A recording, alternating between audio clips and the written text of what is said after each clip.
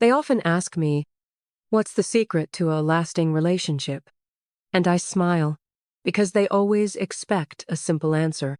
Some magic phrase, a trick, a formula. But love, real love, doesn't work that way.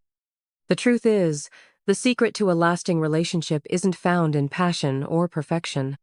It isn't always romantic. It isn't always pretty. It's found in the ordinary, the messy, the quiet, the enduring. I've been with my partner for more than 60 years, and in that time, I've learned something most don't realize until it's almost too late. Love is not a feeling you have. It's a choice you make, again and again. You choose them when you're happy. You choose them when you're angry. You choose them when life is easy. And more importantly, you choose them when life is heavy and hard and unforgiving. It starts young, usually, with fire and laughter, with butterflies and long nights. And that part is beautiful. I wouldn't trade it for anything. But it's not what kept us together. No, what kept us together were the things nobody ever writes love songs about. It was making tea for each other when one of us was tired. It was sitting in silence when words wouldn't come. It was learning how to argue without tearing each other apart. It was holding hands through funerals, and bad diagnoses, and disappointment. We grew up together, and then we kept growing, sometimes apart, often unevenly, but always in the same direction. We learned that people don't stay the same, and that's not a problem. That's the point. The person I loved at 25 isn't the exact same person I love now, and neither am I. But we gave each other space to become who we were meant to be. We didn't freeze love in a moment, we let it breathe, stumble, and shift with us. That's the first real truth I can give you. If you want to last, you have to keep falling in love with who your partner is becoming. Now, don't misunderstand me. We fought. Oh yes, we did. Over money, over chores, over things that felt big in the moment and small in hindsight. But we learned often the hard way that how you fight matters. You don't throw words like knives. You don't raise your voice just to make your point louder. You listen, even when you don't agree. You take a breath when you want to slam the door. You remember, it's not about winning, it's about understanding. You're not opponents, you're partners. And forgiveness? That's essential. There is no long relationship without it. You will both make mistakes. You will both hurt each other. But holding a grudge is like drinking poison and expecting the other to feel it. We didn't keep score. We didn't bring up the past like a weapon. We learned to say, I'm sorry, and mean it. We learned to say, I forgive you, and truly let go. Because nothing builds a wall between two people faster than bitterness. We built rituals, little things. We always kissed goodbye even if we were mad. We left notes, made each other laugh, watched the same old movies every winter.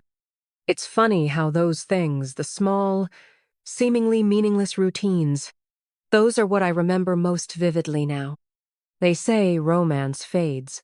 And yes, in the way people expect it to, it does. But it also evolves. It becomes gentler, quieter. It becomes trust and comfort and a kind of intimacy that youth can't understand. It's knowing someone so deeply that a glance speaks paragraphs. It's having a hand reach for yours automatically in the dark. It's sharing a silence that feels like home, not emptiness. We got older, bodies changed, but the spark didn't die, transformed. From a fire into an ember, steady, glowing, reliable. That's something most people today don't stick around long enough to feel. They confuse intensity with love. They think if the butterflies go, the love is gone too. But butterflies are just the beginning. Real love is what comes after. We also learn to laugh. God, how we laughed. Sometimes laughter was the only thing keeping the cracks from widening. In a long relationship, you must be able to laugh. At life, at yourself, even at each other sometimes. It lightens the load. It pulls you closer. We also made time for each other. Yes, even after all the years. You must never stop dating the person you love. Even when kids arrive. Even when work is exhausting. Even when everything feels routine. You must keep choosing to know them. Because they're still growing. And if you stop paying attention, you wake up one day beside a stranger. Make time, even if it's just a walk around the block, a chat before bed, a shared coffee on the porch. Those small investments keep the connection strong. Now, looking back, I see that love was never about grand moments. It was the way they'd brush my hair out of my eyes. It was the way we'd reach for each other in sleep. It was the tears wiped without words. The apologies whispered in kitchens. The steady voice when the world around us trembled. It was never perfect, but it was real. And real love doesn't need to be perfect.